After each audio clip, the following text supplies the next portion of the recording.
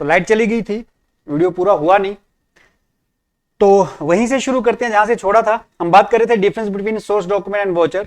Source document किसे कहते हैं दोस्तों? सोर्स डॉक्यूमेंट एक एविडेंस होता है कि दो लोगों के बीच ट्रांजेक्शन हुई, ठीक है। इस एविडेंस से ही, सोर्स डॉक्यूमेंट से ही हम क्या बनाते हैं? हम बनाते हैं वोचर। सोर्स डॉक्यूमेंट क्या है? एक ट्रांजैक्शन का एविडेंस, और उस एविडेंस से ही हम ये देखते हैं कि किस अकाउंट को हमें डेबिट करना है और किसको हमें क्रेडिट करना है, वो हम वोचर में बनाते हैं, और वोचर से ही फिर आगे हम ट्रांजैक्शन को रिकॉर्ड करते हैं। So it is a support to voucher. Voucher के लिए सपोर्ट का काम करता है। और वोचर क्या है? It is supported by source document. ये किसके द्वारा सपोर्ट किया जाता है? सोर्स डॉक्यूमेंट के द्वारा। तो सोर्स डॉक्यूमेंट से वोचर बनाते हैं, और वोचर के लिए जो सपोर्टेड डॉक्यूमेंट है उसको हम कहते हैं source document. Next, it is not prepare to record transaction. जो सोर्स डॉक्यूमेंट है ये ट्रांजेक्शन को रिकॉर्ड करने के लिए प्रिपेयर नहीं किया जाता। ये जस्ट एक एविडेंस होता है कि दो लोगों के बीच ट्रांजेक्शन हुई। ट्रांजेक्शन को रिकॉर्ड करने के जो हम चीज बनाते हैं वो होता है वोचर, जिसमें हम देखते हैं कि कौन सी चीज डेबिट करनी है और कौन सी credit. So it is prepared for recording transaction.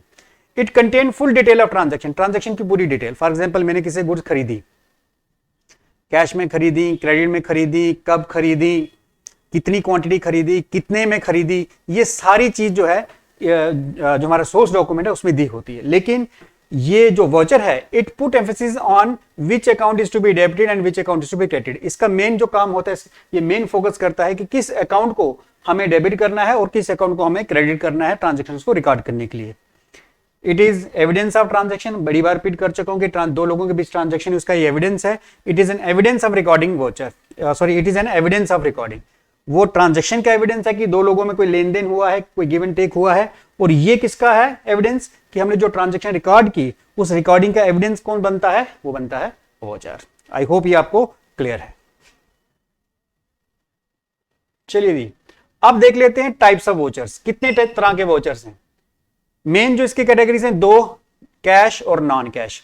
As name suggest, cash voucher यानी जिसमें कैश इन्वॉल्वमेंट है, जिसमें कैश का कुछ लेन देन हो रहा है। और नॉन कैश मतलब जिसमें कैश का लेन देन नहीं हो रहा, यानी कैश का इनफ्लो या आउटफ्लो नहीं है। थोड़ा डिटेल में पढ़ेंगे इसको बाद में।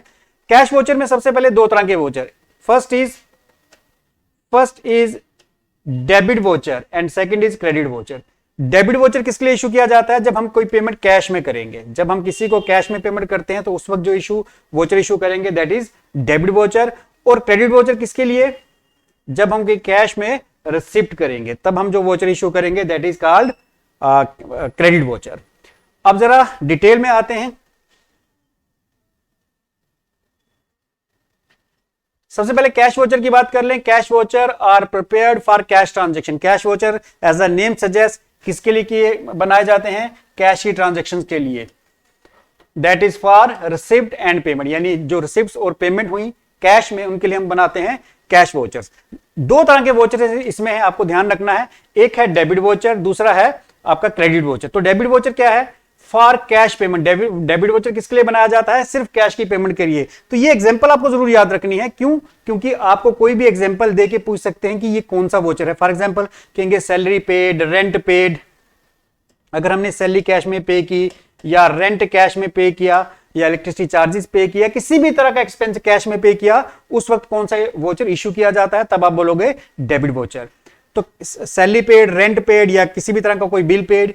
उसके बाद कैश में परचेज की हो, गुड्स की, इन्वेस्टमेंट्स की, या फिक्स एसेट की, किसी भी तरह के कैश की परचेज है, उसके लिए भी हम कौन सा वोचर इशू करेंगे? Debit voucher. Then payment of creditors. Creditors को अगर हमने पेमेंट की है तब भी हम कौन सा वोचर इशू करेंगे? Again debit voucher. और अगर हमने कैश बैंक में जमा करवाया तब भी हम कौन सा वोचर इशू करेंगे? Debit voucher. तो आपको याद रखना है, किसी तरह की भी पेमेंट जब हम करते हैं, चाहे हम अपने क्रेडिटर को करें, चाहे कोई हम एक्सपेंस पे करें, चाहे हम बैंक में पैसा डिपॉजिट करें, चाहे हम गुड्स कैश में खरीदें, या कोई फिक्स एसेट कैश में खरीदें, या फिर इन्वेस्टमेंट खरीदें, तो जब भी हम कैश में पेमेंट करेंगे उस वक्त जो वोचर इशू किया जाएगा उसको कहते हैं डेबिट वोचर। इसका मतलब क्रेडिट वोचर कब इशू किया जाएगा? चलिए, अब क्रेडिट वोचर अगर ये पेमेंट पे है तो ऑब्वियसली जो क्रेडिट वोचर है वो रिसिप्ट पे होगा। तो क्रेडिट वोचर कब इशू किया जाता है? Credit voucher for cash receipt. किसके लिए? कैश में रिसिप्ट के लिए। आपको याद रखना है क्रेडिट वोचर कब इशू किया जाएगा? जब हम कैश में रिसिप्ट करेंगे। तो वो जो चीज हमने डिस्कस की कि कैश में परचेज की, गुड्स की, सर्विसेज की, या एसेट्स की, या क्रेडिटर को पेमेंट की, या बैंक में पैसा जमा करवा दिया, या कोई रेंट सैलरी वगैरह पे दी, उसका ठीक रिवर्स अगर वही चीजें हम कैश में रिसीव कर रहे हैं तब हम करेंगे क्रेडिट वाउचर इशू। तो एग्जांपल्स आपके सामने, commission received, interest received, cash cell of goods, investment, fix asset, cash from debtors, withdrew cash from bank. तो यानी जो डेबिट वाउचर हमने किया उसका रिवर्स जो है वो है आपका क्रेडिट वाउचर। डेबिट वाउचर में हम पेमेंट्स के लिए जो वाउचर इशू करेंगे और क्रेडिट वाउचर में हम रिसिप्ट के लिए इशू करते हैं। चलिए दोस्तों नेक्स्ट पे मूव करते हैं। Next is non cash voucher.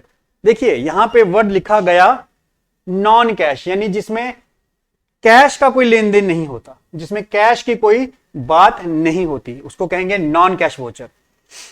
Cash voucher में हमने डेबिट वाउचर, क्रेडिट वाउचर पढ़ लिया, एक पेमेंट के लिए था, एक रिसिप्ट के लिए था। नॉन कैश वाउचर यानी जो पेमेंट रिसिप्ट के लिए नहीं है, यानी जिसमें कैश की इन्वॉल्वमेंट नहीं है, या जिसमें कैश का इनफ्लो या आउटफ्लो नहीं होता, तो इनको हम ट्रांसफर वाउचर के नाम से भी जानते हैं। Prepare for non cash transaction किनके लिए बनाए जाते हैं? जो नॉन कैश ट्रांजेक्शन यानी जिसमें कैश का फ्लो नहीं होता, इनफ्लो या फिर आउटफ्लो। फॉर एग्जांपल मैंने कहा था कैश परचेज के लिए हमने कौन सा वाउचर इशू किया था? Debit voucher. इसी तरह अगर क्रेडिट परचेज की है या क्रेडिट सेल की है उसमें भी हम कौन सा वाउचर इशू करेंगे? नॉन कैश, क्योंकि क्रेडिट परचेज या क्रेडिट सेल मतलब उधार में खरीदा या उधार में बेचा, तो इसमें कैश का इनफ्लो या आउटफ्लो नहीं हुआ, तो इसके लिए हम वाउचर इशू करेंगे नॉन कैश। उसके बाद क्रेडिट परचेज और क्रेडिट सेल ऑफ इन्वेस्टमेंट्स, अगर हमने क्रेडिट सेल या क्रेडिट परचेज की इन्वेस्टमेंट की उस समय भी नॉन कैश वाउचर इशू करेंगे। क्रेडिट परचेज और credit sale of fix asset, किसी भी तरह की क्रेडिट सेल या परचेज के लिए हम जो वाउचर इशू करेंगे that is non cash voucher. Return of goods purchase और सोल्ड ऑन क्रेडिट, हमने गुड्स किसी को वापस की या किसी ने हमें गुड्स वापस की, तो ये भी नॉन कैश है क्योंकि इसमें कैश का फ्लो नहीं हुआ। फॉर प्रोवाइडिंग डेप्रिसिएशन, अगर हम एसेट्स पे डेप्रिसिएशन लगाते हैं तो अगेन कैश का इनफ्लो या आउटफ्लो नहीं हो रहा, तो ये भी नॉन कैश वाउचर में आएगी। या फिर अगर हम अपने बैड डेट्स को अपने प्रॉफिट लॉस अकाउंट में शो कर देते हैं या निकाल लेते हैं, डेटर अपने प्रॉफिट लॉस अकाउंट में उनको दिखा देते हैं, उसी को कहते हैं for writing of bad debts, तब भी हम कौन सा वाउचर इशू करेंगे? Non cash voucher. तो आपको ये एग्जांपल जरूर याद रखनी है। यहां तक आपको कभी भी पूछ लेंगे कि प्रोवाइडिंग डेप्रिसिएशन इसके लिए कौन सा वाउचर इशू किया जाता है, तब आपका आंसर होना चाहिए नॉन कैश वाउचर या फिर ट्रांसफर वाउचर। तो नॉन कैश या ट्रांसफर वाउचर वो होते हैं जहां पे कैश का इनफ्लो या आउटफ्लो नहीं होता। चलिए दोस्तों नेक्स्ट पे मूव करते हैं।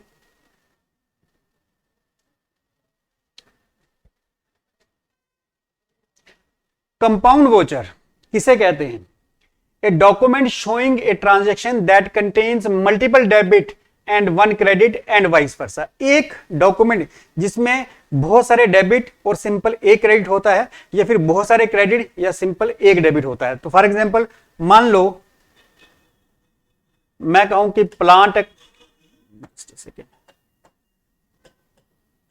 Plant account debit, machinery account debit, building account debit to cash, ये सारी चीजें मैंने कैश में खरीदी।